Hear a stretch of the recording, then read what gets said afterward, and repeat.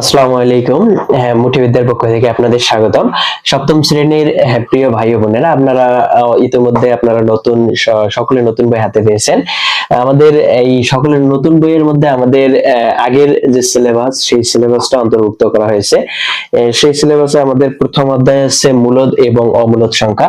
আমরা আজ প্রথম লেকচার শুরু করলাম, প্রথম ক্লাস শুরু করলাম সপ্তম শ্রেণীর জন্য। আপনারা ধারাবাহিকভাবে প্রত্যেকটা অধ্যায় ভিত্তিক এবং সবগুলো ক্লাস আমাদের চ্যানেলে পাবেন। আপনারা যদি অধ্যায় ভিত্তিক সবগুলো ক্লাস করতে চান তাহলে আমাদের প্লেলিস্ট আছে, যে সপ্তম শ্রেণীর যে প্লেলিস্ট আছে, ওই প্লেলিস্টে আপনি ধারাবাহিকভাবে অধ্যায় ভিত্তিক সবগুলো ক্লাস আছে। আমাদের হচ্ছে আজ বলতে আমরা শর্ট আকারে, ছোট ছোট ভিডিও ক্লিপ আকারে আমরা কয়েকটা পেজ, আমরা 5-7টা পেজ নিয়ে, যেমন আমরা 1 থেকে পেজ আলোচনা করব। এরপর আমরা দ্বিতীয় লেকচারে হয়তো আমরা 5 থেকে 10 অথবা 15 এরকম পেজ আকারে আলোচনা করব, এবং হচ্ছে প্রতিটা বিষয় আমরা পুঙ্খানুপুঙ্খানুভাবে শেখার চেষ্টা করব। যেমন আমাদের যে কাজগুলো আছে, যে এমসিকিউ আছে, যে সিকিউ টাইপের যে কোশ্চেন গুলো হয়, যেমন আমাদের যে আগের মতোই সৃজনশীলে যেহেতু সবকিছু চলে গেছে, আমাদের এমসিকিউ টাইপ, সিকিউ টাইপ যে রকম কোশ্চেন হয়, আমরা সেগুলো একদম ভালোভাবে শেখার চেষ্টা করব। এবং সংজ্ঞাগুলো আমরা অন্তত মানে দেখে বা হচ্ছে শুনে বুঝে শেখার চেষ্টা করব, শুধু মুখস্থ করব না। আপনারা হচ্ছে অন্যান্য ক্লাসগুলো আমাদের করতে পারেন, এবং যদি আমার ক্লাস করার পর বা হচ্ছে যে কোনো রকম আপনাদের কোনো প্রশ্ন থাকে, গণিত বিষয়ে যে কোনো প্রশ্ন বা অধ্যায় ভিত্তিক যে কোনো রকমের প্রশ্ন থাকে, আপনি আমার ফেসবুক পেজের ইনবক্সে করতে পারবেন। আমরা আজ শুরু করব হচ্ছে মূলদ এবং অমূলদ সংখ্যা। অধ্যায়ের নাম হচ্ছে মূলদ এবং অমূলদ সংখ্যা। এটা খুব সুন্দর একটা অধ্যায়, মূলদ এবং অমূলদ। আমরা প্রথমে আমরা যেগুলো আজ শিখবো সেটা হচ্ছে বর্গ এবং বর্গমূল, শিখবো হচ্ছে পূর্ণবর্গ সংখ্যা, শিখবো হচ্ছে ভাগের সাহায্যে বর্গমূল নির্ণয়, এবং শিখবো হচ্ছে মৌলিক গুণনীয়কের সাহায্যে বর্গমূল নির্ণয়। এরপরে আরো আমরা সিকিউরিটি যেগুলো সলিউশন করব, মাঝে যেগুলো ছোট ছোট মানে বিষয় আছে, টপিক আছে, এগুলো আমরা শেখার চেষ্টা করব। এখন বর্গ এবং বর্গমূল, বর্গ এবং বর্গমূল শিখবো। তারপরে আমরা যদি বর্গ বর্গমূল শিখি তাহলে আমরা মূলদ চিনতে সুবিধা হবে। একটু মূলদটাও দেখি। মূলদ শেখার আগে আমাদের দেখতে হবে যে পূর্ণ সংখ্যা কি।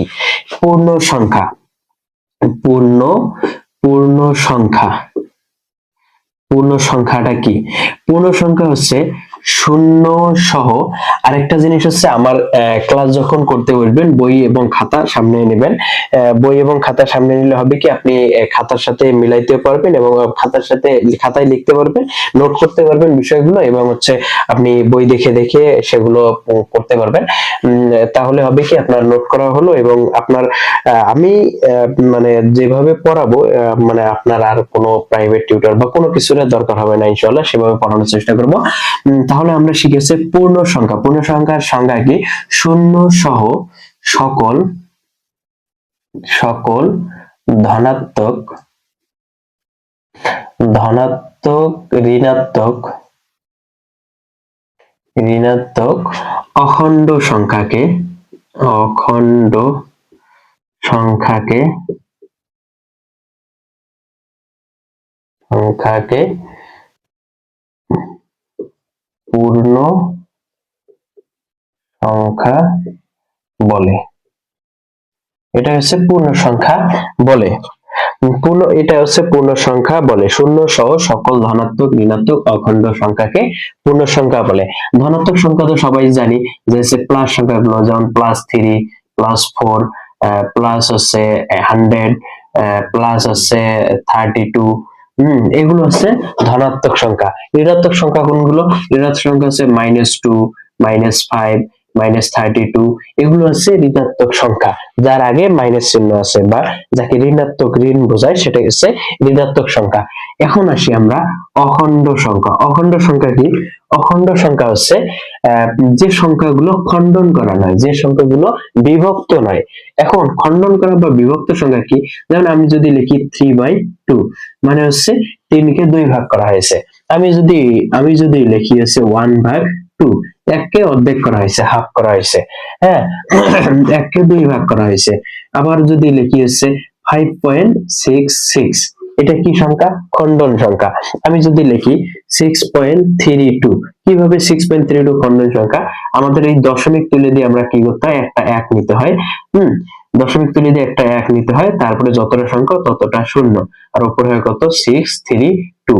তাহলে এটা কি ভগ্নাংশ সংখ্যা হলো না? আর ভগ্নাংশ সংখ্যা কি? খণ্ডিত সংখ্যা।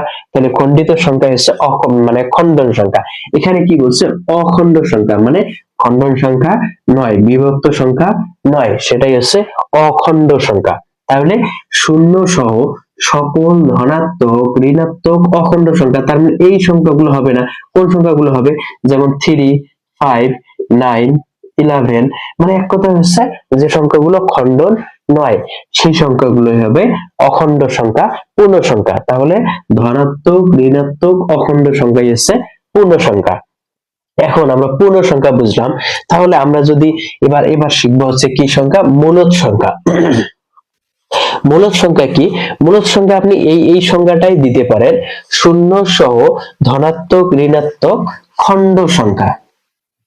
তাহলে এখানে দিতে পারেন শূন্য সহ ধনাত্মক, ঋণাত্মক, খণ্ড সংখ্যা। তার মানে ধনাত্মক হবে, ঋণাত্মক হবে, আবার খণ্ড সংখ্যা হবে। খণ্ড সংখ্যা কি? এই 3/2, এই সংখ্যাগুলো এই কি হবে? কি মূলদ সংখ্যা হবে। তাহলে এখানে কি হবে? মূলদ সংখ্যা, মূলদ সংখ্যা। এখন মূলদ সংখ্যা যেমন 5.33, এগুলো কি সংখ্যা আমরা বলতে পারি? এটা হচ্ছে মূলদ সংখ্যা। এটা কি সংখ্যা? মূলদ সংখ্যা। এখন আমি যদি বলি যে হচ্ছে 5/7, এটা কি সংখ্যা? মূলদ সংখ্যা। এখন এই সংখ্যাগুলো যে মূলদ সংখ্যা, আবার আমি যদি বলি 5 কি? 5 হচ্ছে একটা মূলদ সংখ্যা, কারণ আমি বলছি ধনাত্মক সংখ্যাগুলো মূলদ সংখ্যা, শুধু ধনাত্মক সংখ্যা। পূর্ণ সংখ্যা, এটা একটা পূর্ণ সংখ্যা। পূর্ণ সংখ্যা কি? তাহলে পূর্ণ সংখ্যা আর খণ্ডন সংখ্যা অখণ্ড না, পূর্ণ সংখ্যা আর হচ্ছে খণ্ড সংখ্যা। তার মানে হচ্ছে খণ্ড, অখণ্ডটা বাদ দিয়ে খণ্ড উঠাইলে আমাদের কি সংখ্যা হচ্ছে? মূলদ সংখ্যার সংখ্যা হয়ে যাচ্ছে। এখন মূলদ সংখ্যা এটা আমরা বুঝলাম, যেহেতু অধ্যায়ের নাম অনুসারে আমরা মূলদ শিখলাম। এখন এর বিপরীতে যেগুলো আছে ওগুলো অমূলদ। যেমন আমাদের 5, যদি এটা 5 হচ্ছে মূলদ সংখ্যা, -5 এটাও মূলদ সংখ্যা। তারপরে হচ্ছে 0, এটা হচ্ছে মূলদ সংখ্যা। 5/7 এটা মূলদ সংখ্যা। তাহলে বাকি আর থাকলো কি? বাকি থাকলো হচ্ছে যেগুলো খণ্ডন নয়, যেমন বর্গ সংখ্যা, যেমন হচ্ছে এই যে √3, √7, √5, এগুলো হচ্ছে অমূলদ সংখ্যা। এগুলো কি সংখ্যা? অমূলদ সংখ্যা। আমরা যে বর্গমূল যখন শিখবো তখন আরো ক্লিয়ার আকারে শিখবো। আশা করি বুঝতে পারছেন। আপনাদের যে কোনো প্রশ্ন থাকলে করতে পারেন। এখন বলছে আমরা ওই যে আমাদের যা শিখবো ওখান থেকে আমরা টপিক ওয়ারি নেবো আর হচ্ছে শিখবো। আমাদের প্রধান আলোচনা হচ্ছে আজ বর্গ এবং বর্গমূল। বর্গ এবং বর্গমূল। বর্গ কি? বর্গ মানে হচ্ছে, আমরা সহজ ভাষায় জানি হচ্ছে বর্গ মানে হচ্ছে 2। বর্গ কি? 2। যেমন হচ্ছে 3 গুণন হচ্ছে 3 গুণন হচ্ছে 3, এই 3টা 3 গুণ, এখানে 3টা 3 কি অবস্থায় আছে? গুণ অবস্থায় আছে। আমরা সূচকের নিয়মে জানি, আমরা কিসের নিয়ম? সূচকের নিয়ম। সূচক শব্দের অর্থ কি? সূচক শব্দের অর্থ সংক্ষিপ্ত করা, সংক্ষিপ্ত করা। সূচক নিয়মে আমরা কি জানি? সূচকের নিয়মে এই যে আমাদের এতগুলো যে সংখ্যার আমরা গুণ আছে, এগুলো সাধারণভাবে আমাদের গুণ করলাম। এই গুণ সংখ্যাগুলোকে সূচক আকারে লিখলে কি লিখতে হয়? যে প্রতিটার পাওয়ার হয় যোগ, তাহলে এই পাওয়ার গুলো হয় যোগ। গুণের সময় পাওয়ার হয় যোগ, গুণের সময় পাওয়ার হয় যোগ। যেহেতু এই বেস গুলো আবার গুণ অবস্থায় আছে, এই গুণের সময় পাওয়ার হয় যোগ। তাহলে এই যে পাওয়ার, এটার ইয়ার পাওয়ার 3, সরি ইয়ার পাওয়ার 1, ইয়ার পাওয়ার 1, ইয়ার পাওয়ার 1, তাহলে 3 এর পাওয়ার 1 আছে, এই 3 এর পাওয়ার 1, এই 3 এর পাওয়ার 1। তাহলে প্রতিটা বেজ একই, এই বেজ গুলো যখন একই হবে তাহলে যে কোনো একটা বেজ নিয়ে পাওয়ার গুলো যোগ করব। তাহলে 1 + 1 + 1, তাহলে কত হয়? 3 এর পাওয়ার 3। তাহলে আমরা এটাই হচ্ছে সূচকীয় আকার। হ্যাঁ, এটাই হচ্ছে সূচকীয় আকার। কিসের? 3 এর সূচকীয় আকার কত? 3 এর পাওয়ার 3। তাহলে এই সবগুলা গুণ আমরা না লিখে আমরা লিখতে পারি 3 এর পাওয়ার 3। তাহলে এখানে যদি দুইটা 3 থাকতো, 3 × 3, তখন আমরা কি লিখতাম এর পাওয়ার 1 এর পাওয়ার 1, তাহলে 3 এর পাওয়ার 1 প্লাস 1 সমান 3 এর পাওয়ার 2। এই 2টা যে লিখলাম এই 2টাই হচ্ছে বর্গ, এই 2টাই কি বর্গ, তাহলে 3 এর বর্গ কত 2। এই 3টা তাহলে কি, এই 3 এর পাওয়ার যে 2 লিখলাম এই 3টা কি, এই 3টাকে বলা হয় বেস, BASE, ইংলিশে বলে বেস, বাংলাতে বলে হচ্ছে ভিত্তি, অথবা আমরা যাকে বললাম মূল। এতদিন আমরা কি বেস বা ভিত্তি বলে আসছি, বা আমাদের সূচকে বেস ভিত্তি বলি, কিন্তু এখন আমরা কি বলবো, 3টাকে আমরা মূল বলবো। আর এটাকে কি বলে, এটাকে বলে হচ্ছে পাওয়ার বা ঘাত, বা হচ্ছে পাওয়ার ঘাত, হ্যাঁ এটা বলতে পারে। আর হচ্ছে বর্গ, এটাই হচ্ছে বর্গ। অথবা এটাকে যদি 3 এর পর 3 থাকে তাহলে এটাকে বলে হচ্ছে ঘন, বর্গ আর ঘন এটুকুই।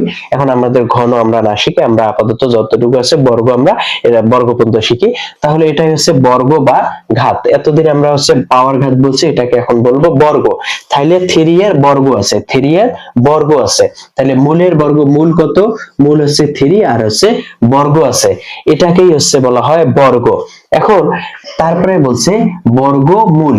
এখন এই যে বর্গের এটা হচ্ছে মূল, বর্গমূল। এখন আমরা বর্গমূলকে অন্যভাবে চিন্তা করতে পারি। কিভাবে চিন্তা করতে পারি, রুট ওভার দিয়ে। কিভাবে, রুট ওভার দিয়ে আমরা বর্গমূলকে চিন্তা করতে পারি। কি, রুট ওভার, রুট ওভার। এই যে রুট মানে কি, রুট মানে হচ্ছে মূল, গাছের শিকড়ের মূলকে বলা হয় রুট, ইংলিশে বলে রুট। আর রুট শব্দের অর্থ হচ্ছে মূল, আর ওভার মানে হচ্ছে উপরে, মানে মূলটা কি হয়ে গেছে, মূলটা উপরে গেছে। এখন আমি যদি লিখি রুট 3, রুট ওভার 3, তাহলে 3 এর রুট ওভার করা, তাহলে রুট ওভার মানে কি, তাহলে 3 এর এই যে মূলটা, এই যে মূলের ওভার, মূলের উপরে ওভার, মূলের উপরে রুট করা, রুট ওভার করা, রুট ওভার করা। তাহলে মূলের উপরে, এই যে মূলের উপরে রুট ওভার করা আছে, তাহলে এখানে আর এখানে যদি থাকতো 3 এর বর্গ, এই বর্গটাকে আমরা রুট ওভার আকারে লিখতে পারি। তাহলে রুট ওভার আর বর্গ যদি একই জিনিস হয়, তাহলে এটার এই যে এই বর্গটা আর রুট ওভারের মান যদি সেম হয়, তাহলে আমরা বর্গ আর হচ্ছে রুট কেটে দিতে পারি বা চলে যায়, তাহলে থাকে হচ্ছে 3, তাহলে মূলটা থাকে। আমরা যদি 5 এর উপর বর্গ করলাম, তার উপর যদি রুট ওভার দেই, তাহলে কি বর্গ আর হচ্ছে রুট ওভার উঠে যায়, তাহলে কি থাকে 5 থাকে। উঠে যায় বলতে এগুলো হচ্ছে মূলত এইরকম হয় যে 5 এর পাওয়ার স্কয়ার হয়, কখনো তো আর কাটাকাটি নিয়ম নাই অঙ্কে, কিন্তু কিভাবে হয় অনেকে আপনাকে জিজ্ঞেস করতে পারে যে আসলে এটা কিভাবে কাটা গেল, তখন আপনি বলবেন যে হচ্ছে এই যে 5 এর পাওয়ার 2 লিখলাম, 5 এর পাওয়ার 2 লিখলাম, গুণন এই রুটটা উঠে পাওয়ার হয়, এই রুটটাকে যদি আমরা পাওয়ারে রূপান্তর করি তাহলে হয় 1/2 হয়। তাহলে কি হয়, রুটটা উঠে সূচকের নিয়মে রুটটা পাওয়ার হলে হয় পাওয়ার হয় 1/2, আর পাওয়ারের পরে গুণ, তাহলে অলরেডি একটা পাওয়ার 2 আছে, তার সাথে গুণ হবে 1/2, তাহলে কি হলো 5 এর পাওয়ার 2/2, 2 আর 2 ভাগ করলে হয় 1, তাহলে 5 এর পাওয়ার 1, এটাই হচ্ছে মূল। এটা কিসের মূল, 5 এর উপর স্কয়ার, তার উপর রুট ওভার এর মূল হচ্ছে 5, তার উপর মূল হচ্ছে 5। এখন এটা হচ্ছে বর্গমূল। আপনাকে যদি বলে যে হচ্ছে 9 এর বর্গমূল কত, তাহলে আপনি কি বলবেন, কি করবেন, যে হচ্ছে 3 গুণন 3, 3 3 কে 9, তাহলে 3 এর উপর স্কয়ার দিলেন, স্কয়ার রুট চলে যায়, তাহলে থাকে হচ্ছে কত 3, তাহলে 3টা হচ্ছে মূল। এখন আপনি যদি মুখস্থ বলতে পারেন যে 9 এর বর্গমূল হচ্ছে 3, 9 এর বর্গমূল কত 3, তারপরে 16 এর বর্গমূল, 16 এর বর্গমূল কত 4, কিভাবে, তাইলে হচ্ছে 4 এর উপর স্কয়ার দিলাম, 4 স্কয়ার রুট চলে যায়, তাহলে 4 থাকে, কিভাবে চলে যায় সেটা তো দেখাইলাম। এখন আমি জাস্ট চলে যাওয়া হিসেবে বলি। এখন 4 এর উপরে স্কয়ার দিলে তাহলে 16 এর বর্গমূল কত হয় 4। তারপরে মনে করেন আপনাকে বলা হলো 36 এর বর্গমূল কত 36, তাহলে আপনি কি করলেন, যে সাপোজ দুইটা প্রথমে নিলেন হচ্ছে 2 গুণন হচ্ছে 18, যেহেতু মনে করেন এটা একটু বড়, ভাবলেন যে এটা একটু বড়, আপনি মানে একবারে করতে পারতেছেন না, কত উপরে স্কয়ার দিলে 36 হবে, তাহলে আপনি ভেঙে ভেঙে করলেন 18 দুগুণ 36, তাহলে 2 কে আর ভাঙা যায় না, 2 থাকলো, 18 কে ভাঙার 2 গুণন হচ্ছে 9, 9 দুগুণ 18। এবার 2 গুণন 2 গুণন 9 কে ভাঙালে কত হয়, 3 গুণন 3, ওটা কত হয় 3 গুণন 3। তাহলে আপনি লিখতে পারেন এখানে কত, এর পাওয়ার 1 এর পাওয়ার 1 এর পাওয়ার 1 এর পাওয়ার 1, তাহলে 2 এর পাওয়ার কত হয় 1 প্লাস 1। আমি কি বলছি, বেস যদি একই হয়, বেস দুইটা একই হয়েছে, তাহলে পাওয়ার কি হয়, পাওয়ার যোগ হয়, কখন যোগ হয়, গুণের সময় যোগ হয়, তাহলে যোগ করলাম 2 গুণন 3 এর পাওয়ার 2, তাহলে কত হয়, এখন দুইটার উপর রুট না, দেখেন তো এটা এই 3 এর উপর স্কয়ার, তার উপরে রুট, এবং 2 এর উপর স্কয়ার, তার উপরে রুট আছে, তাহলে আমরা দুইটার উপর রুট দিলাম, এই রুটটা কার কার উপরে, এটার উপরে এটারও উপরে, গুণন 3 এর উপর স্কয়ার, তার উপরে রুট দিলাম, তাহলে এর স্কয়ার রুট উঠে যায়, এর স্কয়ার রুট উঠে যায়, কত থাকে 2 গুণন 3, এই দুটো থাকে, তাহলে 3 দুগুণে 6, তাহলে 36 এর বর্গমূল কত 6। যদি একবারে যে লিখতে পারবে 6 এর উপর স্কয়ার 6 6 36, তাহলে হয়ে গেল। এখন আপনাকে যদি বলা হয় 81 এর বর্গমূল কত, 81 এর বর্গমূল হচ্ছে 9, এটা কিন্তু না দিলে এটা বোঝা যাবে, বলতে পারবে না যে বর্গমূল, তাহলে এটা রুট ওভার দিয়ে বললো যে 81 এর বর্গমূল কত 9, বললো যে আপনাকে 121 এর বর্গমূল কত, তাহলে 11, 11 উপরে স্কয়ার দিলে হয় হচ্ছে 121, তাহলে স্কয়ার রুট উঠে যায়, তাহলে কত 11। যদি বলে আপনাকে হচ্ছে 144 এর বর্গমূল কত, তাহলে হচ্ছে 12। যদি বলে 169 এর বর্গমূল কত, তাহলে হচ্ছে 13। যদি বলে হচ্ছে 225 এর বর্গমূল কত, 225 এর বর্গমূল 15, কারণ 15 উপরে স্কয়ার দিলে 225, ও স্কয়ার উঠে যায়, তাহলে হয় 15। তাহলে 225 এর বর্গমূল হচ্ছে 15, 81 এর বর্গমূল 9, 9 এর বর্গমূল আবার 3। এখন এগুলো হচ্ছে বর্গমূল। এখন এই বর্গমূল এগুলোকে সবগুলো তো বর্গমূল বের হলো, যেগুলো সংখ্যার বর্গমূল, এখান থেকে আরেকটা আমরা সংখ্যা আমরা সহজভাবে এখানে, আমি এই জন্য প্রথমে বলছি যে হচ্ছে আমরা যখন হচ্ছে এই বর্গমূল বা বর্গ সংখ্যাগুলো শিখবো, তখন আমাদের এই যে মূলদ সংখ্যা অমূলদ সংখ্যা শিখতে সুবিধা হবে। এখন যেগুলো সংখ্যার বর্গমূল আছে, এক কথায় শুনে রাখেন, যেগুলো সংখ্যার বর্গমূল আছে সেই সংখ্যাই হচ্ছে মূলদ সংখ্যা। যে সংখ্যার বর্গমূল আছে, যেমন আপনাকে যদি বলা হয় যে 8, 8 এর বর্গমূল কত, তাহলে 8 কে আপনি কি ভাগ দিবেন, যে হচ্ছে 4 গুণন হচ্ছে 2, 4 দুগুণ 8, তাহলে 4 এর কত 2 গুণন হচ্ছে 2, এখানে আছে আরেকটা 2, তাহলে এই দুইটা 2 মিলে 2 এর উপর স্কয়ার, আবার এই 2 গুণন 2, এই দুইটা মনে করেন এই রুটটা আলাদা আলাদা, এর একটা করলাম, এই দুইটার একটা করলাম, তাহলে স্কয়ার রুট উঠে যায়, তাহলে 2, এটা তো উঠে যায় না, 2 রুট 2 হয়, তাহলে 8 এর বর্গমূল কত 2 রুট 2 হয়, এখানে তো অলরেডি আবার রুট আছে, তাহলে তো রুট তো উঠে গেল না, তাহলে আমরা এখানে কই আর মানে রুট উঠে না গেলে তাহলে তো আর এটার বর্গমূল আমরা বের করতে পারলাম না, তাহলে 8 এর বর্গমূল 2 রুট 2 হবে না, যেহেতু এটা হচ্ছে পূর্ণ সংখ্যা। এটা কি সংখ্যা, পূর্ণ সংখ্যা, আর এটা পূর্ণ সংখ্যা নয়, দুই রকমের সংখ্যা, পূর্ণ নয়, এখানে দুই রকমের সংখ্যা হচ্ছে, তার মানে অপূর্ণ সংখ্যা, দুই রকমের সংখ্যা আছে, এই জন্য এটাকে বলা হবে কি মূলদ সংখ্যা নয়, এটা হচ্ছে অমূলদ সংখ্যা বা বর্গমূল সংখ্যা নেই, 8 এর বর্গমূল নেই, তাহলে যার বর্গমূল নেই তাকে কি বলা হবে, অমূলদ সংখ্যা। তাহলে এটা হচ্ছে অমূলদ সংখ্যা, মূলদ সংখ্যা হলো কোনটা, তাহলে আপনার যদি 9 দেই, 9 এর বর্গমূল, 9 এর বর্গমূল আছে, তাহলে 9 এর বর্গমূল কত 3, 9 এর বর্গমূল যেহেতু আছে 3, তাহলে 9 একটি মূলদ সংখ্যা, তাহলে রুট 9 হচ্ছে মূলদ সংখ্যা, এটা মূলদ আর এটা হচ্ছে অমূলদ। আমরা সহজে চিহ্নিত করতে পারতেছি, যার বর্গমূল আছে সে হচ্ছে মূলদ সংখ্যা, যার বর্গমূল নেই সে হচ্ছে অমূলদ সংখ্যা। আপনাকে যদি বলা হয় যে রুট 3 কি সংখ্যা, রুট 3 কি সংখ্যা, যেহেতু 3 কে বর্গমূল করা যাচ্ছে না, তাহলে রুট 3 একটি অমূলদ সংখ্যা। কি সংখ্যা, অমূলদ সংখ্যা।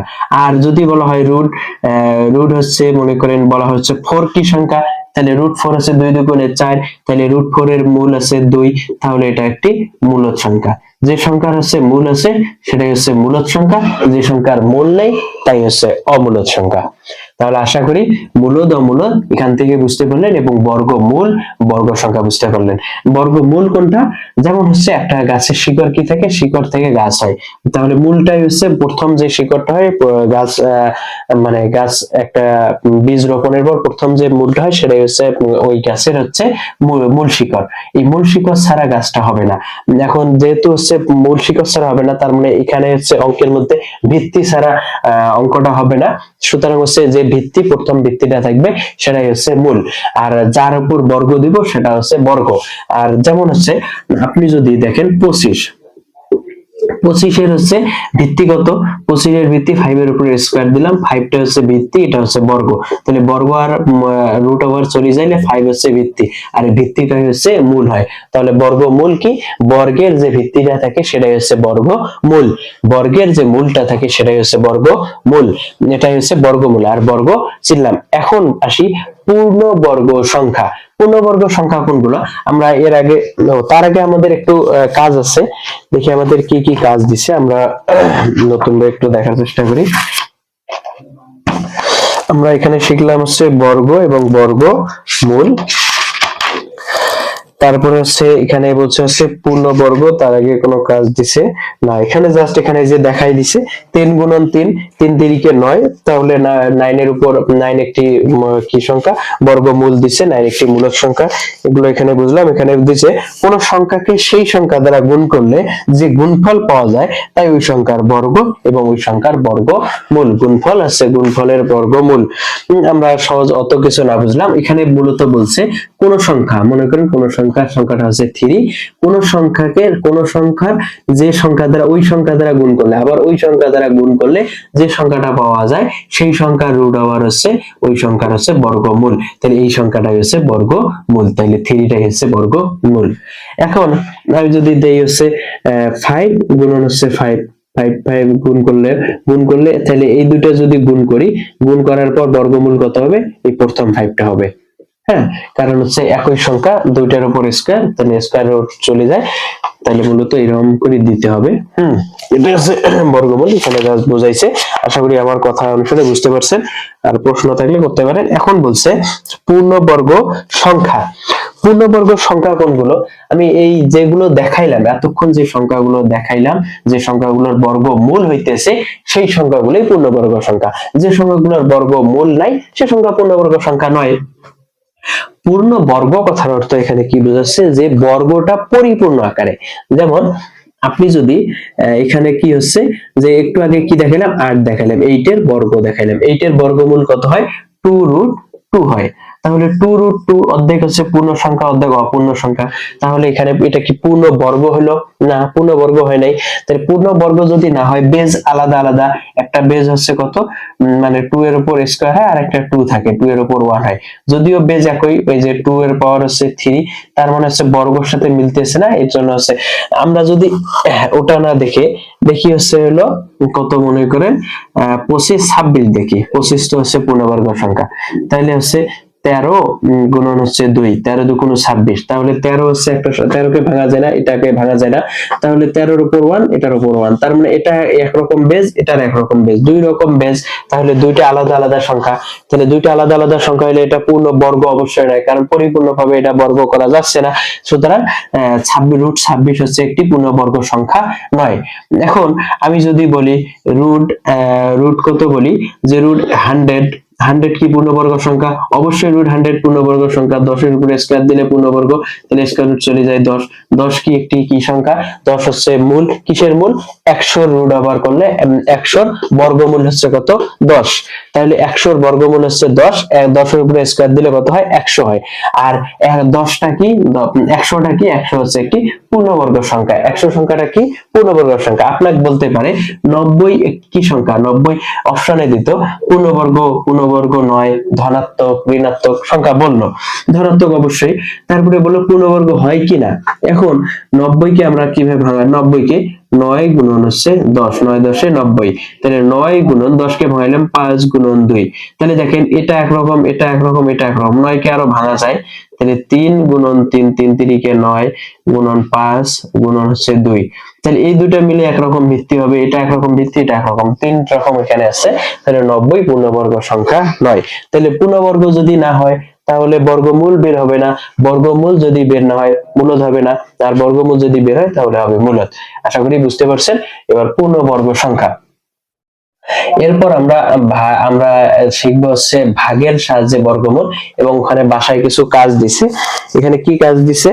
কাজ দিছে হচ্ছে এই যে এখানে ফাঁকা কিছু ঘর আছে, যে বর্গ সংখ্যার ধর্ম, আপনারা বই সাথে নিয়ে বসবেন। এখানে বলছে 2 নম্বর পেজে বর্গ সংখ্যার ধর্ম, এখানে হচ্ছে 1 4 9, এরপর একটা ফাঁকা দিছে, ফাঁকা করে কি হবে, 4 4 16 হবে, 4 এর উপর বর্গ করলে কত হয় 16, 5 এর উপর বর্গ করলে 2টা 5, 5 বর্গ কথার অর্থ কি, 5 এর উপর স্কয়ার, তার মানে 2টা 5, 5 গুণন হচ্ছে 5, হ্যাঁ 5 গুণন 5, 2টা 5, 5 5 25, তাহলে 6 এর উপর স্কয়ার দিলে কত হয় 6 গুণন 6, তাহলে 6 6 36, 3 এর উপর স্কয়ার দিলে কত হয় 3 গুণন হচ্ছে 3, 3 3 9, এগুলো হচ্ছে বর্গ সংখ্যা। বর্গ মানে কি, ডাবল 2।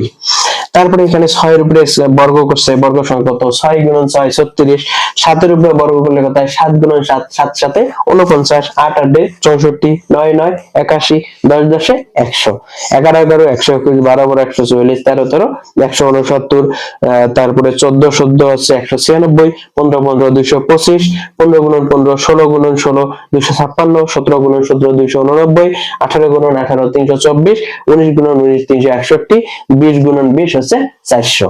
এভাবে আপনারা এখানে উঠাইতে পারেন। এরপর কি বলছে, কাজ করো, কোন সংখ্যার একক একক স্থানীয় অঙ্ক 0 1 2 4 5 6 9 হলে ওই সংখ্যাটি পূর্ণবর্গ সংখ্যা হবে। আপনাকে প্রশ্ন করছে কোন সংখ্যার একক স্থানীয় অঙ্ক 0। এখন একক স্থানীয় অঙ্ক বলতে কি, মনে করেন হচ্ছে 360, এই যে 360, এই একক স্থানীয় অঙ্ক কোনটা, এটা একক, এটা দশক, এটা শতক, এটা হচ্ছে একক, এটা হচ্ছে দশক, এটা হচ্ছে শতক। পড়তে লাস্টের সংখ্যাটা কি, একক। তাহলে বলছে একক স্থানীয় অঙ্ক 0 1 4 5 6 9 হলে সংখ্যাটা কি পূর্ণবর্গ সংখ্যা হবে। তাহলে আপনি চেষ্টা করে দেখলেন, হতেও পারে না হতে পারে, কিছু সংখ্যা হবে কিছু সংখ্যা হবে না। যেমন 360, 360 কি পূর্ণবর্গ সংখ্যা, আমরা দেখি 360 কে আপনি কি করবেন, যে লসাগু করবেন।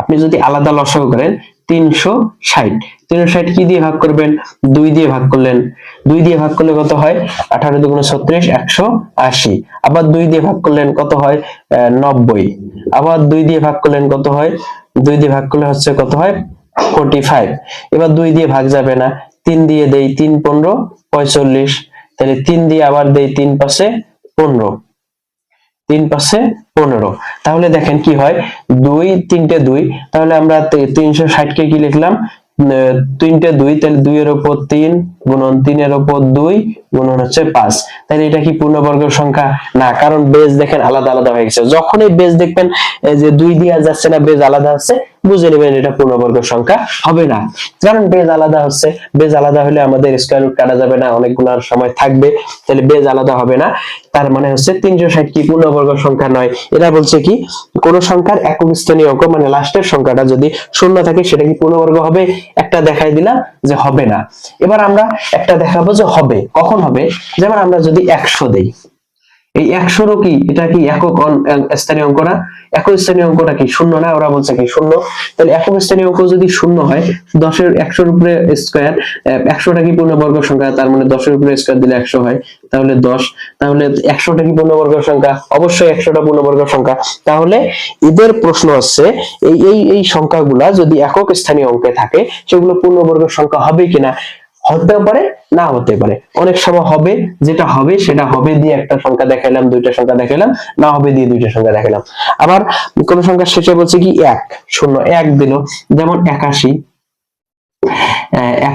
81 এর উপরে রুট করলে কত হয়, বর্গমূল হচ্ছে 9, আবার এটা 21, 21 এর উপরে কিন্তু হয় না, 21 এর উপরে বর্গমূল করলে কত হয় 3 গুণন 7, 3 7 21, তাইলে দুইটার উপর বর্গমূল করলে হচ্ছে না, তার মানে হচ্ছে একবার দেখাবো যে 81 হয় কখন হয়, যখন 81 হয় এক যখন থাকে 81 হয়, আবার যখন হচ্ছে আবার এক না থাকলে হয় এক সময় হয়, কোন সময় হয় কোন সময় হয় না। আপনারা এইভাবে চেষ্টা করবেন। 9 যেমন আছে 49, 49-এর সময় কত হয় 7 বর্গমূল হয়। আবার আছে 99, 99 সময় কিন্তু হয় না, কিন্তু একক স্থানীয় 9 আছে, 9 হওয়া সত্ত্বেও হচ্ছে না। তারপরে আশা করি বুঝতে পারছেন। এরপর আপনারা প্রত্যেকটা সংখ্যা দিয়ে একবার হয় একবার হয় না, কোনটা হয় হয় না হয়। যেমন 6 আছে, যেটা আপনারা 36 দিলেন, তাহলে 36 এর বর্গমূল 6, তার মানে ওটা পূর্ণবর্গ। আবার আপনি দিলেন 26, 26 এর বর্গমূল হয় না, তাহলে ওটা বললেন হচ্ছে এটা হয় না। 25 এর সময় দিলেন 5 5 না, 5 এর সময় দিলেন 25, আরেকটা 5 এর সময় দিলেন হচ্ছে মনে করেন 55, 55, তারপরে দিলেন হচ্ছে যে কোনো একটা কিছু দিলেন সংখ্যা যেটা আছে বর্গমূল নাই। নিচের সংখ্যাগুলোর কোনগুলো পূর্ণবর্গ সংখ্যা নয় তা নির্ণয় করো। পূর্ণবর্গ সংখ্যা নয় তা কিভাবে নির্ণয় করতে হবে, এই তো আমি দেখাই দিলাম। লসাগু করতে হবে। কি লসাগু যদি না পান, ভাগ করবেন, যে সংখ্যাটা বের হবে আবার ওই সংখ্যা দিয়ে ওই সংখ্যাটাকে ভাগ করবেন। এবং একই সংখ্যা দিয়ে যদি সম্পূর্ণ একদম ভাগ যায়, মনে করেন আপনার সংখ্যা আছে এখানে 188, এখন এই সংখ্যাগুলো 2 গুণন 2 গুণন 2, এই খালি 2 দিয়ে ভাগ যাচ্ছে, তাহলে এই 2 দিয়ে সবগুলাই ভাগ গেছে, এই 4টে 2 দিয়ে এটা ভাগ যায় একদম শেষ হয়ে গেছে। তাহলে আপনার এটা বুঝতে হবে এটার বর্গমূল আছে। কিভাবে আছে, যে 2 দুগুণ 4, 4 দুগুণ 8, 8 দুগুণ 16, তাহলে আছে 16। 16 না, 2 দুগুণ 4, 4 দুগুণ 8, 8 দুগুণ 16। মনে করেন 16 এর উপরে 2 এর উপরে কত, 2 এর উপরে 4, 2 এর উপরে 4 দিলে হচ্ছে 16, তাহলে 2 এর উপরে স্কয়ার, তার গুণ তার উপর স্কয়ার রুট চলে যায়, তাহলে থাকে হলো 4। তাহলে 100 মনে করেন এটা এইরকম আসলো, তাহলে এর বর্গমূল আসতেছে এইরকম করে প্রত্যেকটার ভাগ করবেন। 1057 কে ভাগ করলেন 3,33,333, এটাকে আপনি আলাদা আলাদা ভাগ করলেন, ভাগ করে দেখবেন যে বর্গমূল হচ্ছে একটা সংখ্যা দিয়ে সব ভাগ যাচ্ছে, সম্পূর্ণটাকে ভাগ দিয়ে ভাগশেষ আর থাকতেছে না, বারবার একটা সংখ্যা। মানে আপনি এই যে যেমন হচ্ছে কত কয়টা 3, 5টা 3, 1 2 3 4 5টা 3, এটাকে আপনি কত দিয়ে ভাগ দিবেন, 3 দিয়ে। 3 11 33, থাকে কত 33, 3 11 33, থাকে কত 3 3 11 33।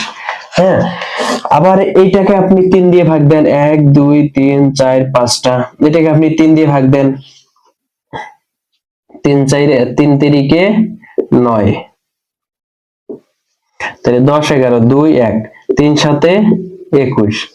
হ্যাঁ, তাহলে এখানে গেল 11, তাহলে 3 3 9, 10 11 2, তার মানে এটা হচ্ছে ভাগ যাচ্ছে না। 73 আবার 3 দিয়ে যাবে কি, 3 অক্ষে 3, 3 দুগুণ 6, 3 3 9, 3 দুগুণ 6, যাচ্ছে না। তার মানে হচ্ছে এটা 3 দিয়ে সম্পূর্ণ যাচ্ছে না, অন্য কিছু দিয়ে যাইতে পারে। 11 দিয়ে যাচ্ছে, প্রথমবার 3 দিয়ে দিলাম, পরের বার 11 দিয়ে দিব, তার মানে আলাদা দিয়ে ভাগ দিলাম, তার মানে এটা পূর্ণবর্গ সংখ্যা নয়। এরকম করে ভাগ দিয়ে সবগুলো দেখবেন।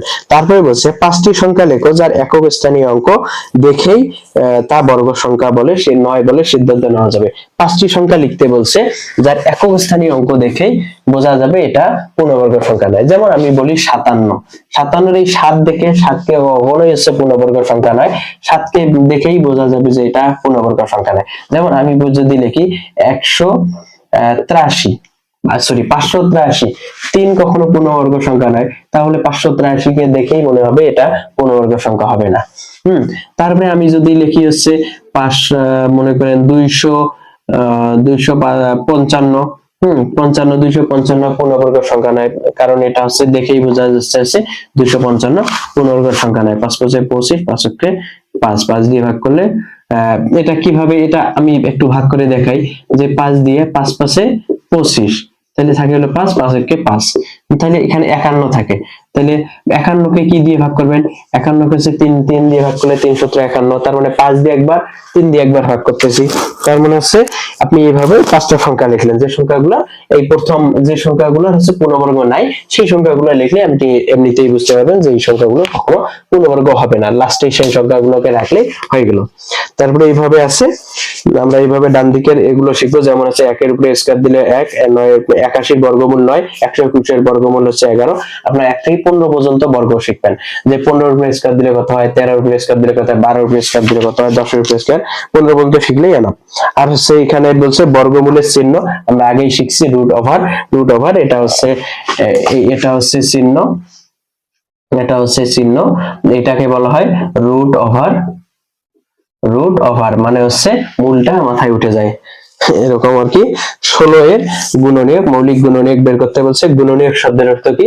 গুণনীয়ক শব্দের অর্থ হচ্ছে কি কি গুণ করলে হচ্ছে 16 হয়, একই বেজ আকারে কি কি গুণ করলে 16 হয়। 16 এর গুণনীয়ক, মনে করেন আপনি 8 এর গুণনীয়ক বের করবেন, তাহলে 2 গুণন আছে 1 গুণন 8, 1 গুণন হচ্ছে 8, তারপরে হচ্ছে 2 গুণন হচ্ছে 4, 3 দিয়ে যাবে না, তাহলে 4 গুণন 2 ওইটাই হয়ে গেল, তাহলে 1 2 4 8, তাহলে 4 এর আবার আপনি ভাঙাইতে পারবেন। এগুলো হচ্ছে 8 এর গুণনীয়ক, বা 2 গুণন 2 গুণন 2, 2 দুগুণ 4, 4 দুগুণ 8, তাহলে এটাই হচ্ছে 8 এর গুণনীয়ক, যাকে বেজ একই করা হলো।